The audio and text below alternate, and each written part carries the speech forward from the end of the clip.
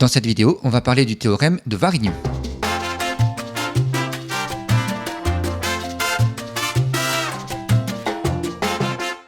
Alors, le nom de ce théorème vient du mathématicien français Pierre Varignon, qui était un prêtre, donc on est aux alentours des années 1600-1700, et principalement ses travaux étaient centrés sur les mathématiques et la physique. Alors, son théorème, il dit la chose suivante. On va prendre un quadrilatère au KLM, quelconque, rien de particulier, et on va placer ses milieux. Donc on va noter A le milieu de OK, B le milieu de KL, C le milieu de LM, et D le milieu de MO. Eh bien, si on relie ces quatre milieux, on obtiendra forcément un parallélogramme. On va ouvrir GeoGebra, et on va voir que peu importe le quadrilatère, en fait, à chaque fois, on obtiendra un parallélogramme. Donc on part d'un quadrilatère quelconque, on place les quatre milieux.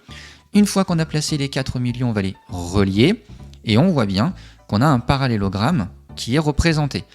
Et on va même faire varier la position de nos points et se rendre compte que peu importe la position de nos points, à chaque fois, on a un parallélogramme. L'idée, ça va être de démontrer ce théorème. Pour ça, on va considérer dans un premier temps la partie, le triangle OKM. On va se placer que dans ce triangle. Puisque A, c'est le milieu de OK, eh bien OA, la longueur OA, vaut la moitié de OK. Et puis si on divise par OK de chaque côté, on obtient une division OA sur OK vaut 1,5. Même chose, si on se place de l'autre côté, OD c'est la moitié de OM, puisque D c'est le milieu de OM, donc OD divisé par OM ça fait 1,5. Et là, on reconnaît deux quotients égaux, on peut utiliser le théorème de Thalès, notamment sa réciproque, pour dire que les droites DA et MK sont parallèles.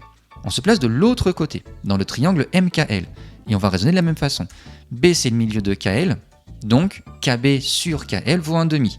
Même chose de l'autre côté, C étant le milieu de ML, eh bien LC vaut 1,5 de LM, donc la division des deux vaut 1,5. Comme tout à l'heure, on utilise la réciproque du théorème de Thalès pour dire que les droites BC et MK sont parallèles. Donc là, on vient de prouver deux choses. Qu'est-ce qui se passe si on les met ensemble ? Dans un premier temps, AD et MK sont parallèles, ce qu'on a prouvé une première fois. Et puis, on a prouvé que BC et MK étaient parallèles également. Donc on a trois droites parallèles entre elles, ce qui veut donc dire que AD et BC sont des droites parallèles. Donc on a déjà un quadrilatère qui a deux côtés opposés parallèles. Et bien si on fait le même raisonnement pour les côtés AB et DC, on montre également que ces deux côtés-là sont parallèles. Donc qu'est-ce qu'on a ? On a ABCD qui est un quadrilatère, quatre côtés, ces côtés opposés sont parallèles, donc nécessairement ABCD est un parallélogramme.